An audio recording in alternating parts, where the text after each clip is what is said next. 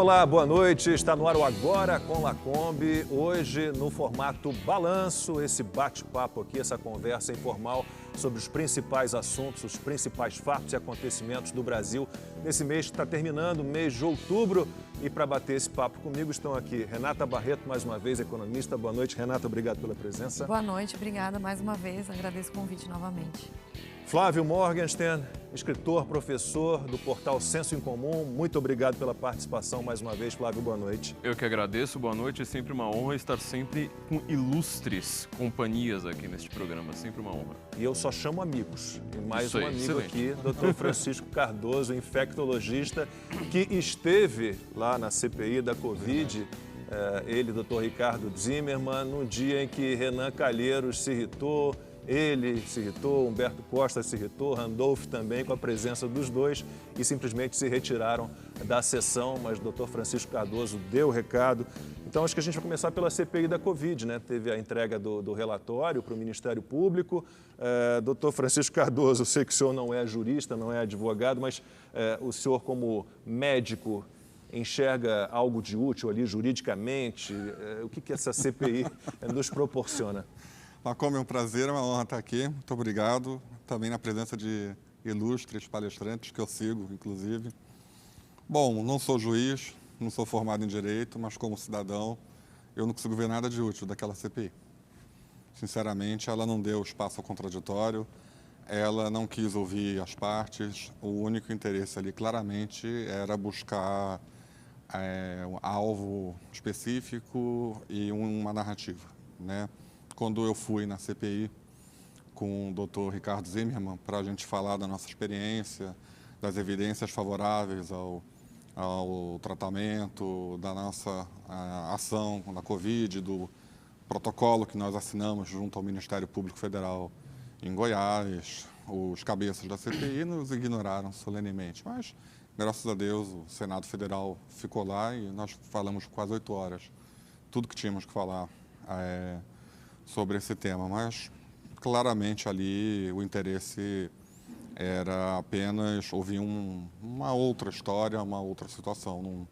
Do ponto de vista jurídico, eu penso que não consigo imaginar nada que seja aproveitada dessa CPI. Do ponto de vista de saúde, foi uma grande perda de tempo, né? E foi um desrespeito, na minha opinião, com quem trabalha com Covid, com as vítimas da Covid e com suas famílias. A minha impressão da CPI foi essa. Bom, a gente vai tentando misturar todos os temas para também não ficar muito blocado o programa. E Renata, tem a ver com a sua área, tem a ver com a inflação, algo, né, que foi discutido ali na CPI da Covid, que foi o fecha tudo, o lockdown. Qual é a culpa disso, desse fecha tudo, dessa derrocada econômica por conta dessas medidas restritivas muito pesadas para o que a gente vive hoje, né, em relação à inflação que está muito alta? Bom, primeiro me surpreende muitos economistas agora falarem, eu não sei por que vocês estão ligando o lockdown, o fique em casa com inflação. E daí a minha vontade de arrancar meus cabelos fora, porque eu falo, meu Deus, a pessoa não aprendeu isso na faculdade. E realmente, fazendo a faculdade de economia, você aprende muito pouco os conceitos. E eu sempre gosto de resgatar a fala do Roberto Campos em 91. Ela tem 30 anos, essa fala, e infelizmente ela é extremamente atual, que é a inflação e a expansão monetária. Então, o que causou o fique em casa? Então, fica todo mundo em casa, não tem planejamento nenhum. O Brasil é um país pobre, com dificuldade de infraestrutura, de outras áreas diversas. As pessoas ficaram em casa, a produção diminuiu, as pessoas foram mandadas embora, os seus negócios fecharam. Então, isso causou com que tivesse o governo que interferir nisso, expandindo a questão monetária, né? Então, se você vê o agregado M2, que é o que mede essa expansão monetária, ele faz um salto bem grande, já vinha grande de outros tempos, mas ele deu um salto muito grande no ano passado. São os bancos centrais no mundo inteiro botando muito dinheiro na economia. Isso, mas o M2 especificamente fala do Brasil, mas no mundo todo é legal, sim, de pontuar isso, que isso aconteceu no mundo inteiro.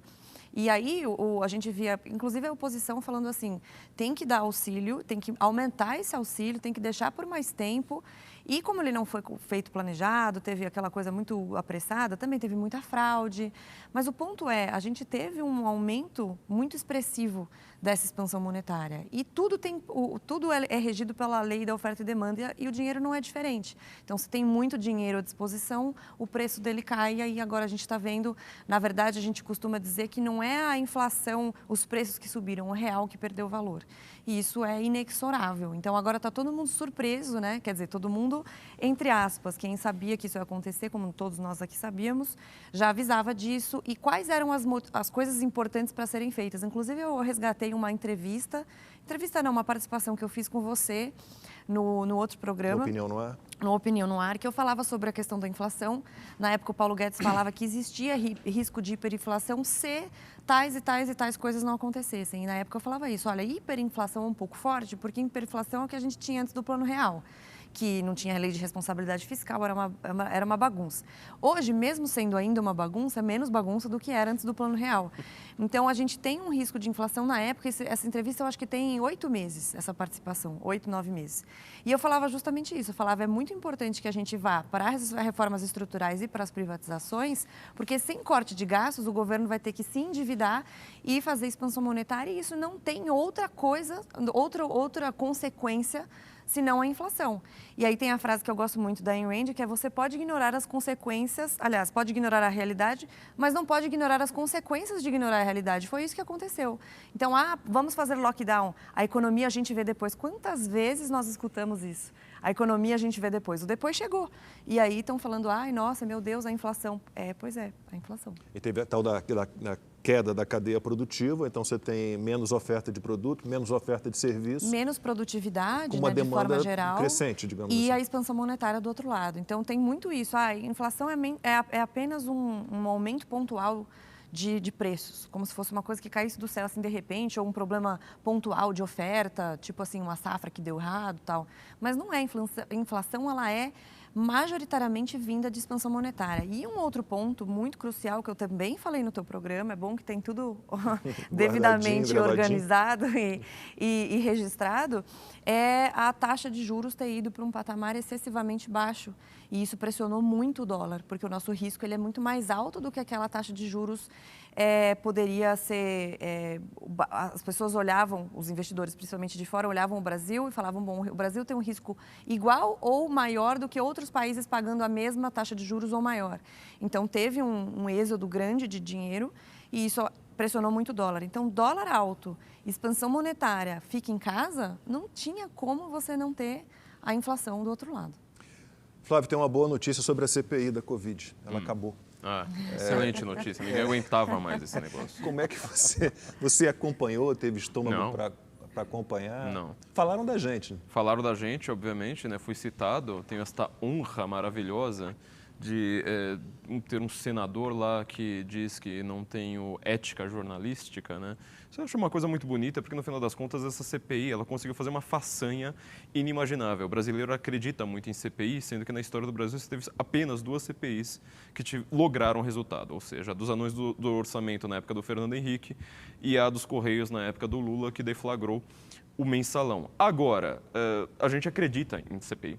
O brasileiro tem este veso de acreditar que uma CPI é um meio adequado de investigação, por exemplo, né? Ou seja, um monte de gente falando, um denunciando o outro, um xingando o outro, um acusando o outro, muitas vezes sem prova nenhuma, um gasto enorme, rios de dinheiro público escorrendo pelo ralo com um modelo como este e quase nunca se chega a nada. Ou seja, a maior parte das CPIs do Brasil elas são um fiasco, mas o brasileiro acredita nisso. Dessa vez, como isso aí foi muito filmado, as pessoas chamaram de CPI do circo, porque ela é um circo ali, é um picadeiro, definitivamente ela não pode ser chamada de outra forma. E o brasileiro também começou a desacreditar, falou assim, não, espera aí, são essas pessoas que ficam lá brincando, falam, democracia sim, hein? Não, pera aí, eu não, me falaram aqui que eu não.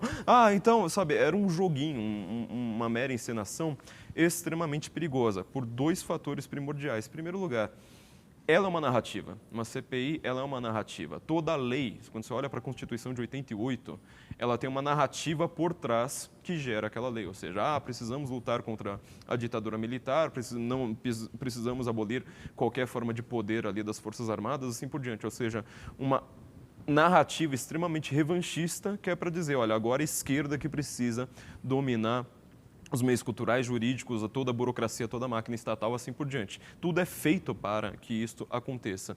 E essa CPI está justamente criando esta narrativa, ou seja, ela está criando uma narrativa constitucional. O relatório final já está com diversos projetos de lei, né? O Renan Calheiros ali deu um passa-moleque ali, passou a rasteira em todos os outros, apresentando, vazando para a mídia. Isso aí deveria ser investigado, né? Se fôssemos um país sério, isso aí deveria ser investigado. Tem umas quebras de sigilo ali entre esses senadores para saber como que isso aí se deu, né? Para a mídia já estar sabendo de tudo antes. No final das contas, eles acusam outras pessoas, e aí a gente chega ao segundo problema, que estes projetos de lei, eles são feitos de uma maneira que não é mais jurídica, não é mais uma descrição de um fato. Por exemplo, se eu roubar isto aqui é uma coisa que está catalogada ali, elencada no Código Penal. Não, o que eles fazem nessa CPI? Eles fazem uma coisa que é você fazer uma metonímia, ou seja, existe, por exemplo, o crime de epidemia. O que é o crime de epidemia? Eu, por exemplo, pegar aqui, tem um frasquinho com vírus, eu chego aqui nessa sala, quebro aqui, que eu tenho a intenção de infectar todo mundo. Eles fazem uma metonímia, falam assim, olha, peraí, né, já que uma pessoa ali não usou máscara naquele momento, então é uma epidemia dolosa. Eles falam isso, chega a ficar engraçado. Soa engraçado para os ouvidos, mas isso é uma coisa extremamente perigosa, ou seja, eles estão com projetos de lei baseados em joguinhos de palavras, ou seja, acusar uma pessoa, por exemplo, de genocídio indígena. Por quê? Alguém foi lá matar um índio? Não, ninguém nem saiu daqui, ninguém fez nada. Mas como o índio está morrendo, pronto, aparece uma acusação grave dessas. Essa acabou saindo, mas quase emplacou, né? Quase emplacou, ou seja, você tem agora um novo modelo jurídico no Brasil, duplo, que em primeiro lugar você acusa uma pessoa completamente inocente por um joguinho de palavras. Isso aqui pareceu epidemia, então eu vou te acusar de epidemia. Agora quer criar o crime de genocídio, quer dizer, você tem crime, tudo elencado ali no Código Penal, você não usa aquilo, você faz o joguinho de palavras. E o segundo problema, que o lado ruim da Lava Jato, que apareceu só no final ali da Lava Jato, deu o tom disso, que é você usar o processo como a própria punição, ou seja, você vai complicando a vida da pessoa, diminui o alcance de redes sociais, bloqueia, censura, é basicamente isso que está acontecendo. É censura para cima e para baixo, com discursos como, por exemplo, estou caçando fake news. Você não acha uma única fake news, né? Quando eles acharam, foi, por exemplo, uma citação ao FDA, que é o que o Joe Biden, o presidente Joe Biden, chama de padrão ouro. Você não acha nada e você vai lá, acaba com a vida da pessoa, você atrapalha completamente a vida da pessoa nesse processo, para no final lá você nem indiciar, fala assim, realmente não tinha nada, mas você acabou com a vida da pessoa. Nem há tipificação criminal, né, para fake news. Então, nem encontraram fake news nenhuma, isso é sempre bom deixar bem claro, não encontraram e falam tanto disso. Mas apostaram nas narrativas. A gente vai tentar aqui trabalhar com fatos, doutor Francisco. Situação, a CPI tem isso, né? Tinha isso. Vou botar o verbo no passado ainda bem. Ela tinha isso. As vacinas são a panaceia. Vai resolver tudo, a vacina vai resolver tudo. Qual é o panorama que a gente tem hoje? O quanto dessa queda no número de mortes tem a ver com vacinação? Ou que variáveis entram nesse caminho para uma queda do número de mortes? Existe uma narrativa que tenta associar a vacinação com a queda do número de óbitos, como se fosse a vacina única, exclusiva causa da redução de óbitos e de casos no Brasil. Isso não é verdade, nenhum estudo comprova isso. A gente tem, na verdade, números que mostram que, pelo menos até junho, julho desse ano, você tinha uma associação inversa. Você tinha uma vacinação constante da população brasileira e um aumento constante do número de óbitos, e de julho para cá isso começou a cair, não na mesma proporção de número de vacinados. Então, a gente tem dois modelos aqui. Ou as vacinas só começaram a poupar vidas a partir de julho, mas são as mesmas vacinas que estão sendo usadas desde janeiro, ou as vacinas não são as responsáveis pela queda de óbitos. Para eu falar que uma vacinação coletiva é a responsável pela diminuição de óbitos numa pandemia, eu teria que ter duas coisas. Eu tenho que ver na prática essa vacina impedindo novos casos, tem que ter um bloqueio da população, e eu teria que ter esse bloqueio numa massa populacional que antigamente o pessoal calculava num chute de 70%, alguns falavam em 80%, que inclusive é o pretexto usado para passaportes vacinais e medidas coercitivas de vacinação que estão sendo impostas por aí, que eu preciso ter uma massa populacional vacinada para poder ter o efeito coletivo da vacina. Só que essa vacina ela não protege a pessoa de pegar o vírus. Isso vai ficar bem claro, eu falo isso há um ano. Eu falei isso numa comissão parlamentar da Câmara dos Deputados que foi convocada para averiguar a questão das vacinas. Estava o responsável pela Fiocruz, o responsável pelo Butantan, eu, médico, deputados federais e alguns outros colegas falando. E eu falei na cara deles. Nenhum deles me refutou e não tem como refutar, porque está na bula das vacinas e tem vários artigos falando isso e mostrando, e na vida prática também a gente tem visto. Essas vacinas elas não têm o poder de bloquear a transmissão, as vacinas atuais para a Covid. Então, elas não prestam para esse efeito coletivo que se pretende. Ah, mas elas reduzem a transmissão. Não, não reduzem. Ah, mas elas reduzem o carreamento. Não, não tem esse estudo mostrando isso. No seu consultório, o senhor atende pacientes vacinados e não vacinados? 90%, em que proporção? 90% dos pacientes são vacinados atualmente. 90%. É. Tem uma faixa etária específica ou não? A faixa etária específica, ela era mais idosos no início do ano e tem reduzido para a faixa etária de adulto jovem, né? Atualmente, voltou a crescer idoso no último mês. Mas o meu consultório não serve para poder definir uma situação nacional. Mas eu tenho conversado com vários colegas que têm essa mesma experiência, muito vacinado, ficando doente. A gente tem exemplos até famosos, o próprio ministro da Saúde, o prefeito de Belém, que inclusive, desde melhoras a ele está saindo aí de uma internação grave, parece. Diversas pessoas que vacinaram e pegaram a doença. Esta vacina específica, ela ainda não tem esse poder, então ela não serve para esse propósito. Então, eu não posso afirmar que a vacina está sendo a causa específica, a única causa para a gente ter essa redução de óbitos e de casos. Então, o que está causando? A gente tem que pegar o que é a causa mais provável, que é a cepa, é a curva da cepa. Né? A gente teve até junho e julho o predomínio da cepa gama, P1, a de Manaus, que virou a cepa brasileira, vamos dizer assim, que foi um desastre, foi um cataclisma, foi um tsunami que passou no Brasil. Né? E a partir de julho a gente começa a ver o predomínio, julho e agosto, da cepa delta, que é uma cepa que eu venho falando há muito tempo, eu e pessoas que estudam o assunto, mais transmissível que a gama, porém menos letal. Né? E isso tem associação direta com a queda de número de óbitos. Né? A gente também tem que estudar o fenômeno coletivamente para poder não atribuir somente a questão da cepa, mas o que nós estamos vendo agora, que está tendo nova elevação de casos na Europa Oriental, Reino Unido, principalmente na Europa Oriental, Romênia e também na Rússia, pegando a Europa de modo geral, na parte da Ásia, né? Com uma nova variante da Delta, né? São países, principalmente no Reino Unido e Israel também, que estão muito vacinados, está a população quase toda vacinada, né? E está crescendo de novo. Então, a vacina por si só, essa vacina, ela não consegue proteger, e principalmente contra as variantes, porque é a mesma cepa da epidemia original lá de 2020. Essas vacinas não foram ainda atualizadas. E eu me pergunto, ora, um dos motivos pelo qual nos venderam a ideia de que tinha que tentar usar essas plataformas de mRNA, de vacina genética, como chamam, de plataforma de vacina usando RNA mensageiro, é que seria muito mais fácil você fazer as adaptações, né, de mutações para as variantes, para não ter que desenvolver todo um novo processo de vacina, como seria o caso das vacinas inativadas. Por que não fizeram isso até hoje? Né? Cadê a Pfizer para variante?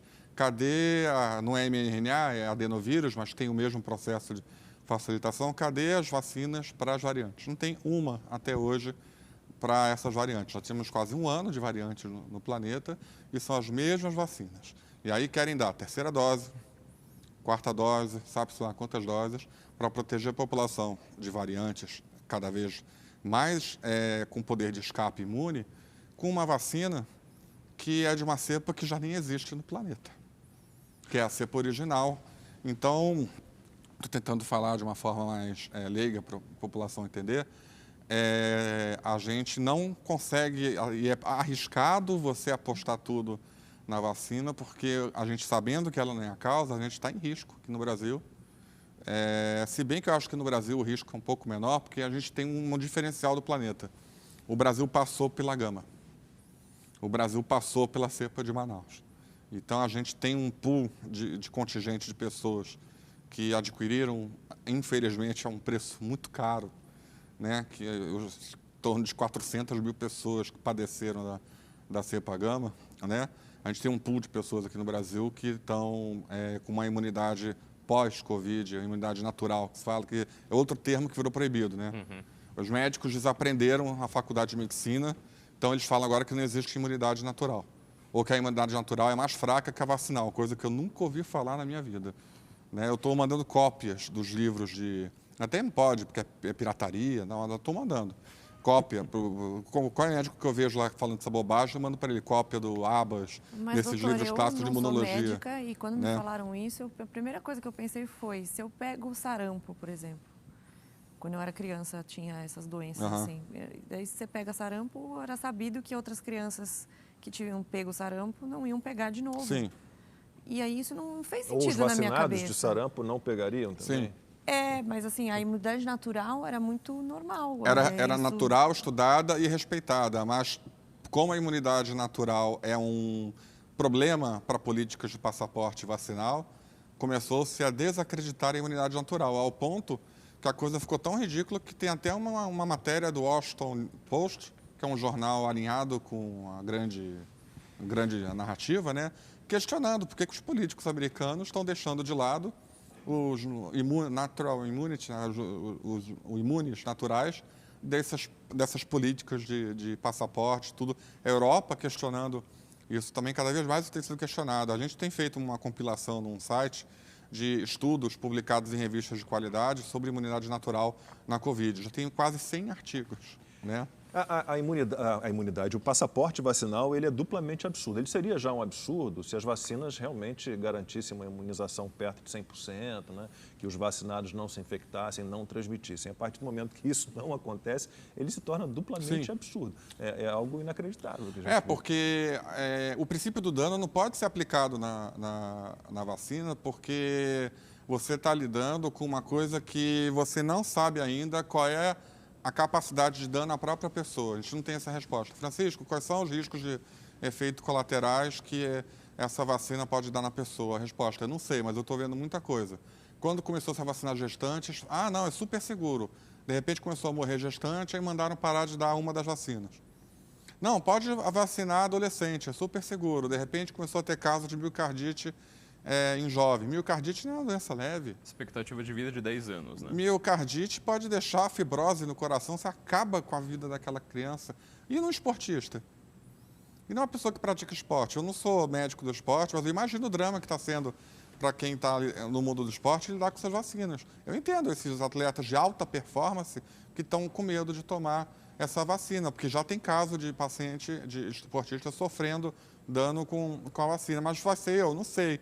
Os casos são muitos, comparado com a população total, são poucos. Mas espera aí, a vacina da febre amarela era uma das mais perigosas que existiam antes da Covid. Ela dava um caso fatal para 25 milhões de doses.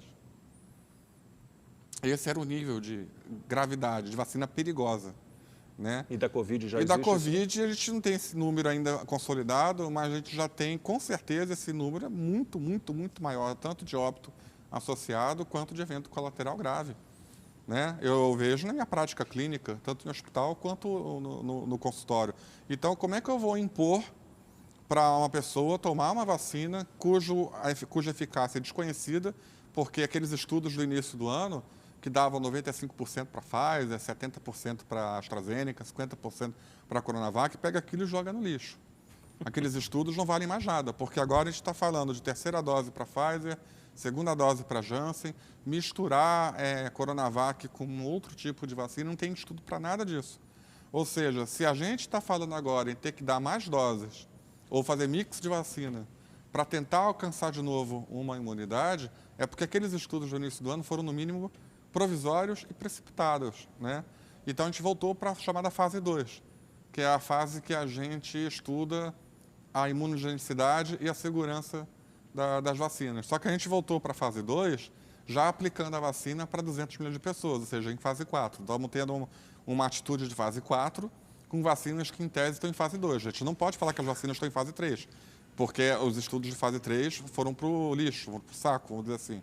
É muito complicada essa situação da vacina, porque, para terminar, elas estão sendo tratadas de uma forma quase que religiosa. Sim. E religiosa no mau sentido, sem falar mal da religião. Você praticamente vira um herege quando você ousa questionar alguma coisa da vacina. Eu, por exemplo, tenho colegas médicos que nem falam mais comigo. Aí, de quem fala mal da vacina, aí você fala, por que a vacina? Os colegas, Daí você vira anti-ciência. você vira anti-ciência, saúde, negacionista, fascista. terraplanista, fascista, comunista. Não, comunista não, comunista é bom. Comunista do bem. Fascista, você vira... Ou seja, você é jogado num polo de espectro político da qual você muitas vezes não é, você não faz parte, só porque você está querendo fazer uma discussão científica real. Bom, e tivemos então, aí puxando de novo para a economia, o fecha tudo, foi inevitável, acho que até o mais liberal dos liberais defenderia ali o auxílio emergencial naquele momento, mas agora, Renata, a gente tem o tal Auxílio Brasil, R$400, com uma grande chance de termos o teto furado aí. E aí? Era necessário? É uma medida eleitoreira? De que maneira você enxerga, quais são os riscos envolvidos, porque você dá R$400 para uma população que realmente está precisando, mas você gera em contrapartida, por exemplo, a inflação que vai atingir em cheio esse tipo de gente. Muito mais do que qualquer outro, né? Qualquer pessoa que tem uma renda maior, que eu acho que é o caso de todos nós que estamos aqui, que como a guerra de classe no Brasil é muito presente, sempre que você fala sobre isso, que é mais ou menos o que acontece com os médicos agora que ousam questionar vacinas ou como que se é a infectologia, se o passaporte vacinal faz sentido ou não, mesma coisa.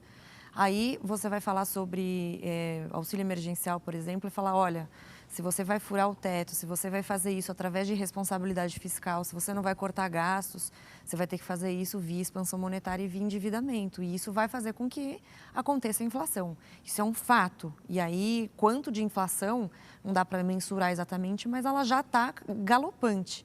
Aí falam assim, mas você só está falando isso porque você é rico e você não quer que as pessoas comam. Eu falo, não, mas eu não sou contra o auxílio, contra projetos de assistencialismo para pessoas em situação de vulnerabilidade, que estão em miséria. E isso porque hoje aqui em São Paulo a gente vive meio que numa bolha em comparação com o que se passa em outros lugares do país. No Norte, no Nordeste, no Centro-Oeste. Então eu não sou contra o auxílio. E eu acho só que, primeiro, não tem o grande problema do Brasil não é você não ter um auxílio, o problema do Brasil é não ter liberdade econômica.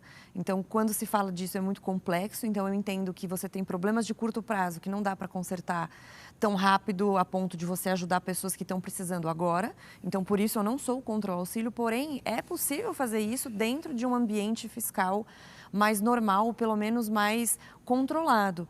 A única coisa que impediu a gente de ter uma inflação ainda mais galopante foi o teto de gastos que foi colocado no governo Temer. E assim, não tem como você discutir isso sem passar por esses questionamentos. Então não é, eu sou contra o auxílio emergencial porque eu quero que as pessoas morram de fome. Pelo contrário, eu me compadeço dessa situação, sei que é uma emergência, só que me parece uma medida, ainda mais quando falada pelo Paulo Guedes, da maneira como foi falada, bastante populista.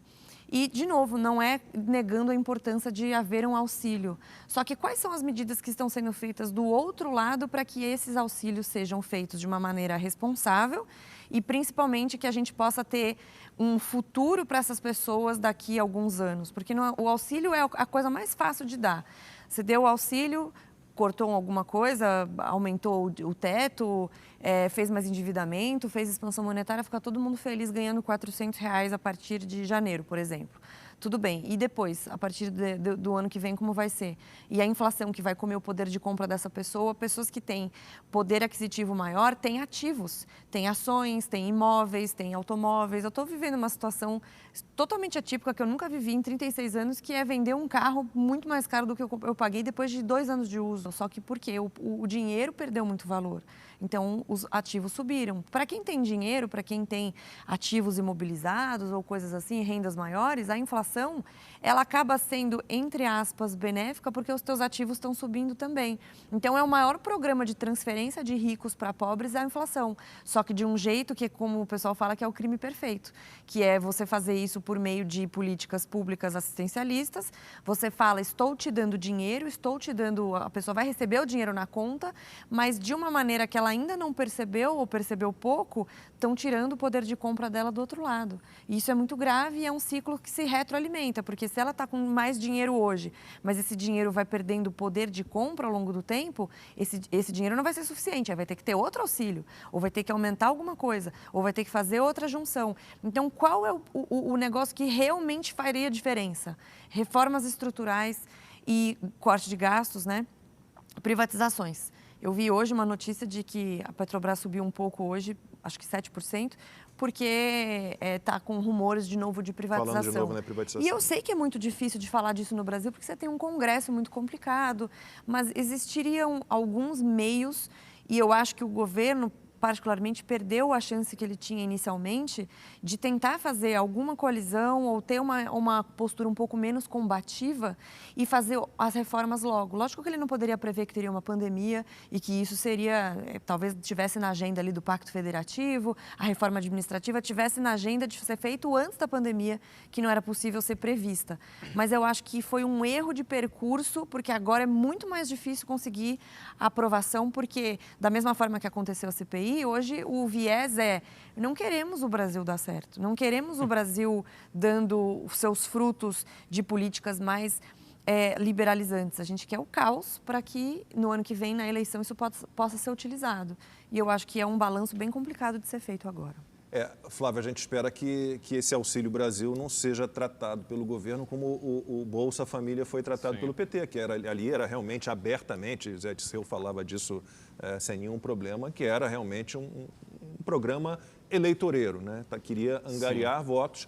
E eu me lembro muito bem da Dilma Rousseff vibrando cada vez que atingiam, né, 30 milhões de beneficiados, 35 milhões. Em vez de comemorar quem saía, né? Porque aquela história, acho que foi Reagan que falou isso, mas é óbvio, né, que você tem que ter uma porta de entrada e uma porta de saída, que o sucesso de um programa social, ele se mede não pela quantidade de pessoas que são absorvidas por esse programa, mas pela quantidade de pessoas que conseguem se livrar, e ele falava sair que o melhor programa social é o emprego. Sim. Que também é outra coisa óbvia, né? Mas as pessoas falam assim, não, mas é porque as pessoas precisam desse auxílio rapidamente, tal, que eu consigo entender. Mas o que vai ajudar elas de verdade não é R$400. O que vai ajudar elas de verdade é o Estado sair das costas delas e não fazer mais como a gente vê direto, agora que a internet é algo que a gente vê de tudo, as pessoas filmam. A pessoa, sei lá, a tia do bolo do metrô, vai lá, a polícia tira a mercadoria dela porque não tem o registro da Anvisa, ou sei lá o quê. Então, assim, se o Estado parar de ficar em cima das costas das pessoas, dando liberdade para elas empreenderem, fazerem suas escolhas, é muito mais fácil de elas terem um emprego. É bom, já hoje em dia já seria feliz você não soldar a porta de um comércio, já seria algo. Uma coisa boa. Você teme esse Estado social, esse Estado provedor, tutor, aí, fomentador de crescimento e desenvolvimento? É isso que os americanos chamam de the nanny state, né? O Estado babá. Ou seja, nós temos um risco sempre eterno de você pegar um programa social, uma medida que seja voltada para os pobres e fazer exatamente o que o PT fez, ou seja, um curral eleitoral. O PT nunca quis tirar ninguém do Bolsa Família. Quando o petista adora se gabar de falar, mas o Lula criou a nova classe média, eu falo assim, então, mas o problema é que as pessoas não saíram dessa nova classe média. Eu quero que essa nova classe média, que é uma classe, seria um conceito entre classe média baixa e pobreza. Mas eles alteraram também o que era classe média. Definição, né? Falaram que R$192. Eles falaram que se você... Uma família, não é uma pessoa. Contabilidade criativa. Uma família ganha R$192, já é classe média. Comprou um iogurte, né? Era o iogurte que era a estrela, né? Comprou um iogurte classe média. A gente fez um cálculo que 10 mil famílias passaram essa nova classe média ganhando mais R$2. Eles fizeram isso. Não estou brincando, na época da Dilma. Então, sempre este risco, óbvio, com a economia. Obviamente, com uma pandemia, eu falo que essa pandemia é muito mais séria do que as pessoas estão pensando, porque ela veio para abalar algumas estruturas que é da própria civilização ocidental. E as pessoas esquecem o que é a civilização ocidental. Ou seja, você ter, por exemplo, a presunção de inocência.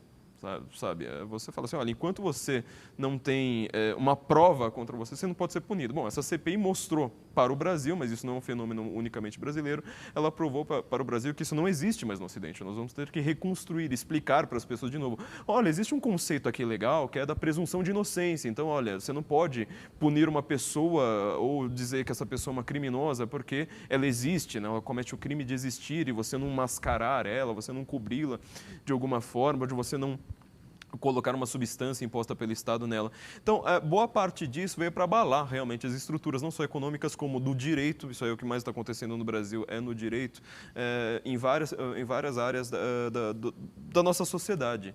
E eu acho problemático isso que o governo está fazendo neste momento, né? Ele está pensando, por exemplo, no auxílio aos caminhoneiros agora.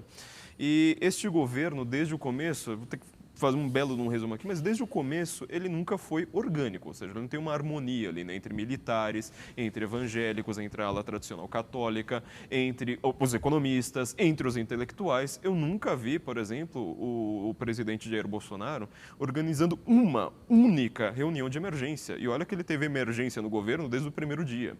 Ele precisava chegar lá e falar assim, olha, eu quero falar com os intelectuais, quero falar com os ativistas evangélicos, quero falar com as lideranças aqui do Sindicato dos Caminhoneiros, que não tem nada de esquerdista ali no meio, entendeu?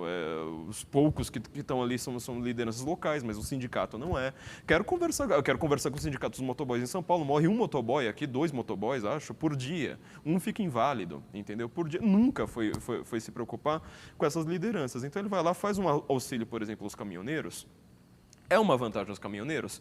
É uma vantagem, mas ao custo, aí é o ponto que eu concordo bastante com a Renata, há um custo de você falar assim, olha, você está, ao invés de unificando o que você precisava unificar, setores diferentes da sociedade, você está colocando um para pagar o outro. Isto não é uma coisa muito sensata de você fazer, ainda mais num governo dividido. O PT, com todas as críticas, eu não tenho nenhum elogio a fazer o PT, simplesmente nenhum elogio, isso não é um elogio.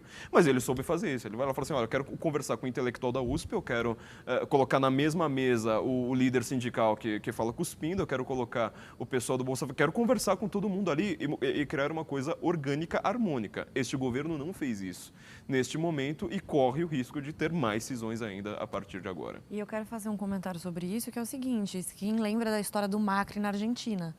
E eu venho falando disso aqui no Brasil, falando, olha, a janela de oportunidade que apareceu na Argentina, quase que por um milagre, apareceu no Brasil também. E da Argentina o caso é ainda mais grave, né?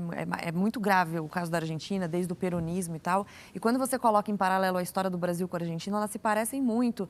A plataforma do Perón, muito parecida com a plataforma do Getúlio Vargas, e as coisas foram acontecendo mais ou menos na mesma época, de jeitos muito parecidos.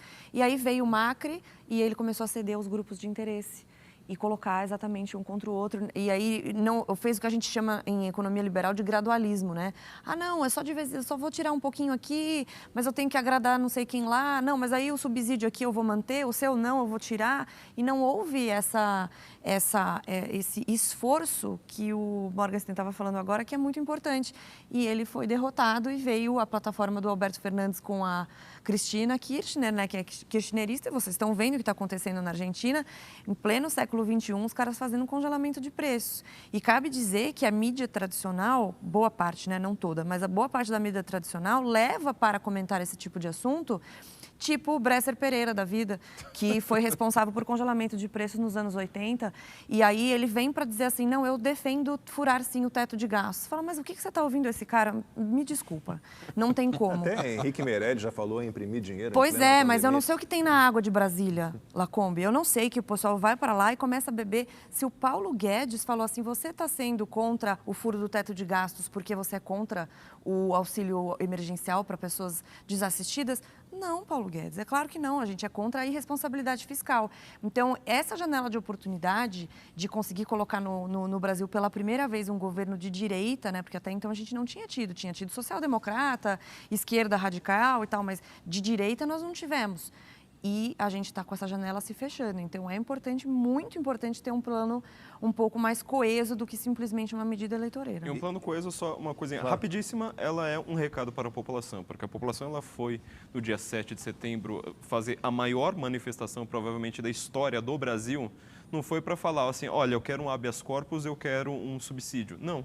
foi para pedir um plano. E aí, de repente, a gente viu que esse plano simplesmente não existia. E aí fica sempre o temor de repetir a Argentina, porque a Argentina, o Macri não resolveu o problema. A Argentina é logo ali. Tiraram o Macri e botaram quem criou o problema, né? Então, é algo inacreditável. O grande temor é repetir a Argentina. O grande temor de quem a gente conversa é essa série de vacilos, de passos, né, e de hesitações do governo levarem a uma situação que daqui a 2 anos venha um governo de esquerda radical, como ocorreu na Argentina, e que nos leve para o buraco que a Argentina está agora, que é um buraco que vai levar décadas para a Argentina sair. Eu tenho visto a minha régua são meus colegas médicos argentinos que estão desesperados, estão saindo da Argentina para vir aqui. O êxodo da Argentina para fazer qualquer Uruguai, coisa no Brasil. Exemplo, Para o Uruguai está enorme. O Uruguai, ele tirou todas aquelas questões de taxação de grandes fortunas e a Argentina implementou. E na Argentina foi um fracasso. Já iria ser um fracasso de qualquer forma, mas eles arrecadaram muito menos. Arrecadaram muito menos do que eles previam, só que é o que eu falo sempre. Tá bom, você arrecada um dinheiro e vai fazer políticas públicas com esse dinheiro. Tá, mas e no ano que vem você vai fazer o quê? Porque a pessoa que gerou esse dinheiro falou, eu não vou ficar aqui dando sopa. No mundo globalizado, em que você tira seu dinheiro de um país para o outro. Uruguai, porque eu falo tudo, o rico pode ser tudo menos burro, ele não vai ficar lá fazendo isso. Então, a minha preocupação é que no ano que vem a gente tem uma eleição, essa eleição eu acho que vai ser um hospício, eu acho que vai ser uma maluquice, e a gente ter num outro ano alguém que, se for o PT, por exemplo, eu acho muito difícil eles cometerem o mesmo erro que eles fizeram antes de não regular a mídia e outras coisas que fazem... Internet, mídia, internet também, né? Muito, tudo vai ser regulado. Eu acho que, e até o Lula, acho que uns 2 anos atrás, 3 anos atrás, ele deu uma entrevista, eu estava fazendo uma coletiva com alguém, e fazendo um jogo de palavras que ele gostaria de se tornar mais maduro no governo. E o que quer dizer se tornar mais maduro, mais autoritário? Mais totalitário, mais autoritário? Então, aquela coisinha do Lulinha Paz Amor é só para ganhar voto, porque eu tenho uma preocupação real disso, porque ainda mais com a pandemia, que é o que ele estava falando agora, o Flávio estava falando, a gente fez um teste social do que a população aguenta, do que a população quer, e num local tão paternalista como o Brasil, me preocupa muito que essas coisas vão ser aceitas de uma forma ainda mais pacífica do que já foi um dia. Doutor Flávio Morgenstern citou as pessoas que foram indiciadas ali, ou tiveram um pedido de indiciamento feito pela CPI da Covid, e pessoas que sequer foram ouvidas. E aí vou pegar o Mauro Ribeiro, que é o presidente do Conselho Federal de Medicina, para a gente falar um pouquinho dessa guerra toda que a CPI da Covid encampou contra a autonomia médica. No fim das contas, é contra a autonomia médica. Não vou aqui defender nenhum medicamento, nem nada, mas... de que maneira o senhor interpreta o pedido de indiciamento do presidente do Conselho Federal de Medicina, que sequer foi ouvido?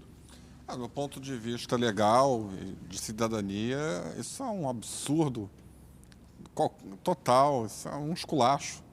Você indicia numa CPI uma pessoa que não foi ouvida, que não foi lá poder se manifestar nem se defender. E você pega a maior autoridade médica brasileira, imputa a ela crimes inexistentes, né? E você a indicia, né, sem ter dado a essa pessoa o direito à palavra, né? Isso a gente vê em países como China, Cuba, Venezuela, Afeganistão, né? Não num país que se diz democrático, né? Ainda mais vindo do Senado Federal, isso só piora a forma do que foi feito, né? A forma espúria como essa CPI trabalhou, né? Do ponto de vista prático, né, é inaceitável que qualquer autoridade jurídica, midiática, cinematográfica, jornalística, qualquer pessoa tente doutrinar, regular, falar, opinar ou interferir na autonomia médica. Isso é um assunto próprio dos médicos, que tem a regulação pelo Conselho Federal de Medicina, cujo conselho, autarquia, foi criado pelo Estado justamente para isso. A gente já tem a mão do Estado na autonomia médica através do Conselho Federal de Medicina e já está de bom tamanho, né, para poder regular o que é, o que não é, o que pode, o que não pode, o que é experimental, o que não é experimental, o que pode ser feito, o que não deve ser feito. Tudo isso é lei, tem lei para isso, várias leis dão ao Conselho Federal de Medicina essa autonomia. O Conselho Federal de Medicina reiteradamente se manifestou sobre a autonomia do médico em relação à prescrição do chamado tratamento off-label, ou seja, tratamento que não está especificado em bula, mas por plausibilidade clínica, farmacológica, né? Você pode aplicar no caso específico. A medicina trabalha muito com tratamento off-label na área estética, na área endocrinológica, hematológica, oncológica, pediátrica. É avassaladora a quantidade de medicamentos que a gente usa, por exemplo, para tratar obesidade, para tratar depressão, para tratar disfunção erétil, queda de cabelo. Você inventa um remédio para tratar algo câncer. E você acaba descobrindo que funciona para outro. Para tratar o próprio HIV, né? Isso começou também com o tratamento off-label. Então, a gente usa desse expediente o tempo todo. O tempo todo, né? E aí a gente vê pessoas que não entendem do assunto querendo desqualificar um tratamento porque ele é um antiparasitário e você está dando para um vírus, você não sabe o que está falando, você não entende o mecanismo de ação. Por que eu estou dando um remédio que é um antiparasitário na bula para tentar impedir a ação de um vírus dentro do organismo? Vai estudar, vai ver o que esse antiparasitário faz dentro da célula, aí você vai entender como é que o coronavírus entra numa célula humana, aí você tenta entender por que a gente tenta usar esse medicamento, por que tem centenas de estudos mostrando que esse medicamento diminui a carga viral, aí você começa a ler e entender, é assim que os médicos trabalham, né? E a gente viu um duplo pensar enorme, né? Ou seja, quem queria barrar qualquer hipótese de tratamento na Covid se utilizava de argumentos pseudocientíficos, que era o seguinte: não, mas aqui não tem o nível máximo de evidência. Subir o sarrafo lá no teto, né? Não, se você não tem um estudo clínico randomizado duplo cego, multicêntrico, padrão ouro com 0,05% de p-valor, com 5.000 pacientes testados, publicados numa revista com fator de impacto acima de 10, não serve. Olha aí, dá para contar nos dedos os procedimentos médicos que existem atualmente. Vamos lá, 10 mil. Doutor Paulo Zanotto, virologista, né? Grande virologista, me falava sobre isso, que disse que 90% dos tratamentos médicos não tem esse nível de evidência.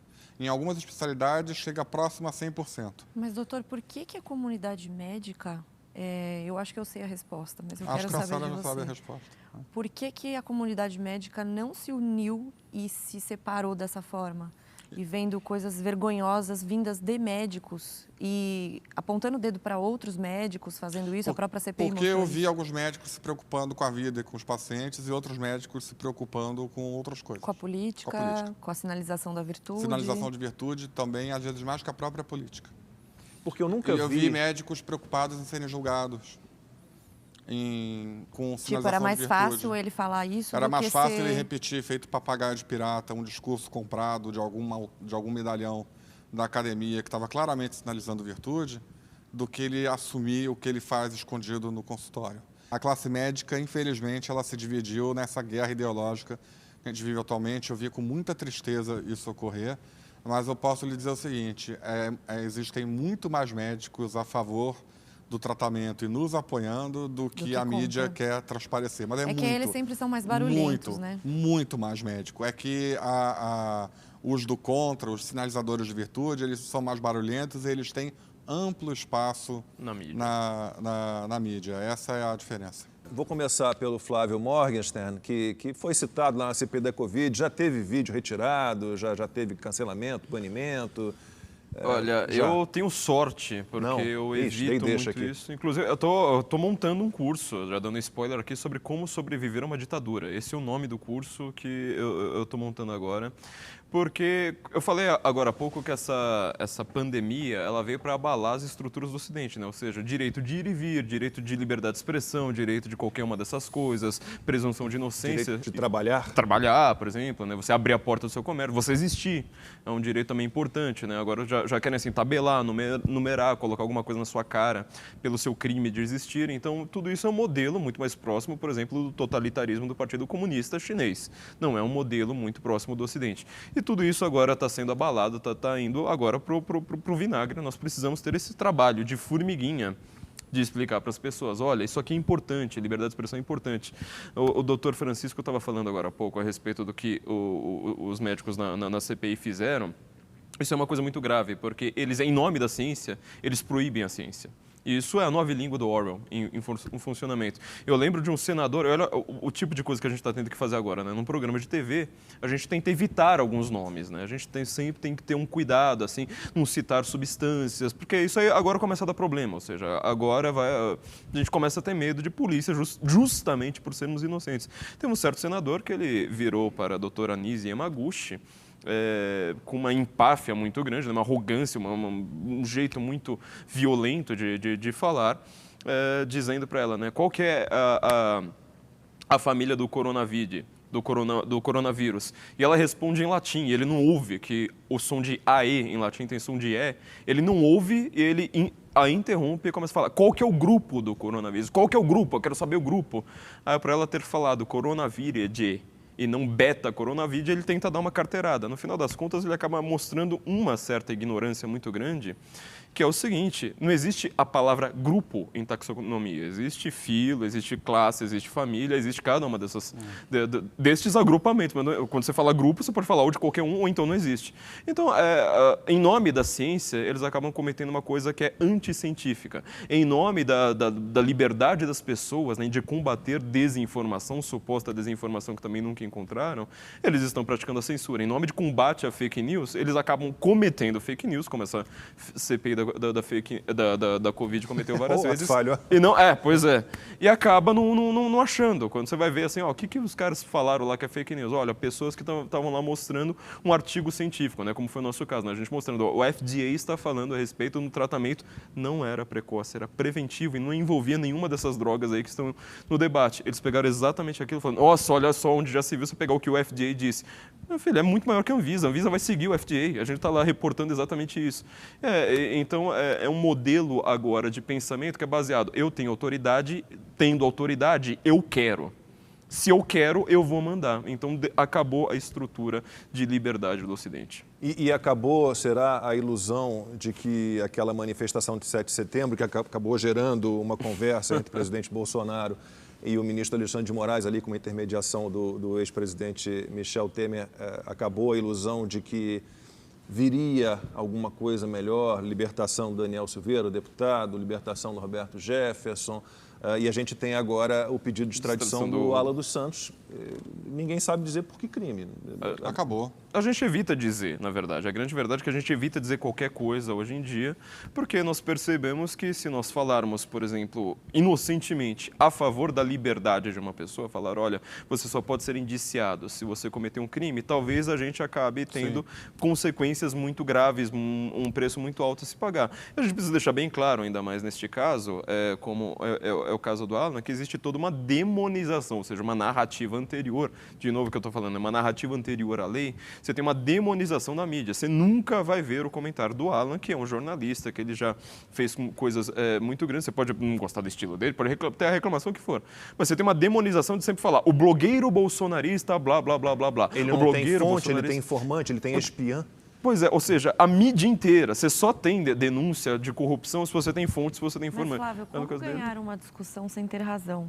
Que é o livro do Schopenhauer. É você demonizar a pessoa e colocar ela para um lado da sociedade que não vale você defendê-la, né? Porque você tira a humanidade dela. E é isso. Então, assim, como que vão ganhar a discussão quando falam comigo sobre economia, coisas básicas que estão lá no textbook, que qualquer um pode entrar?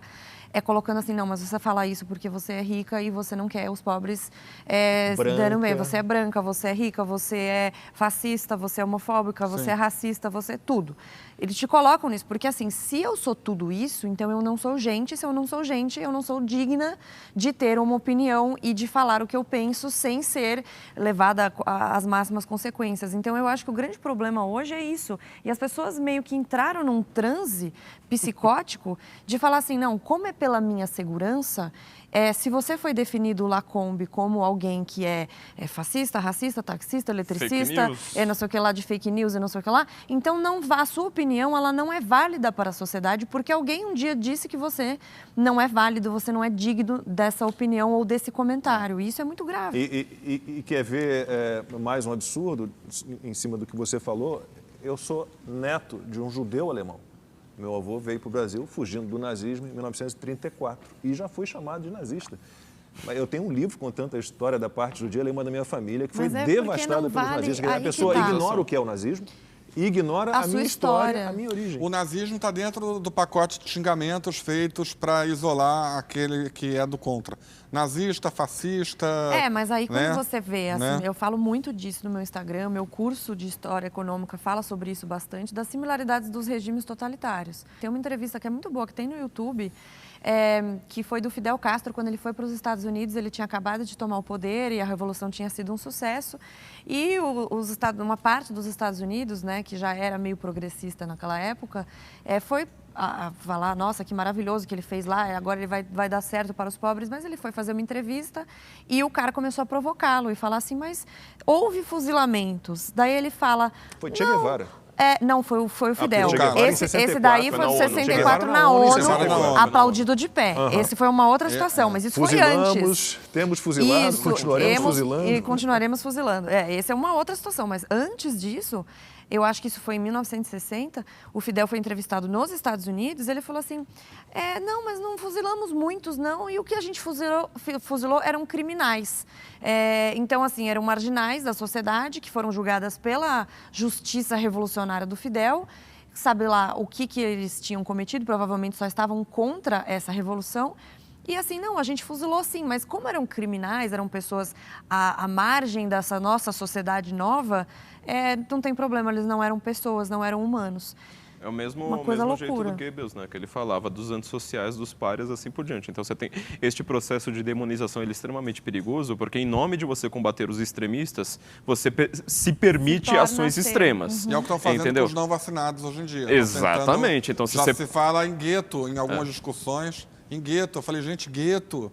Pelo amor de Áustria, Deus. Mas nazistas são os Deixamos outros. de falar do passaporte vacinal, mas o nosso tempo, infelizmente, acabou. Eu preciso deixar aqui o recado para o STF, se alguém do STF, o ministro, quiser nos dar a honra aqui de explicar um pouquinho essas medidas todas que o STF tem tomado já há algum tempo. Estamos aqui com as portas abertas. Doutor Francisco Cardoso, muitíssimo obrigado pela sua participação. Renata, muito obrigado. Flávio, obrigado. Boa noite para vocês. Obrigado. Boa O noite. Agora com Lacombe volta na semana que vem, quinta-feira, às 11h30 da noite. Até lá, boa noite.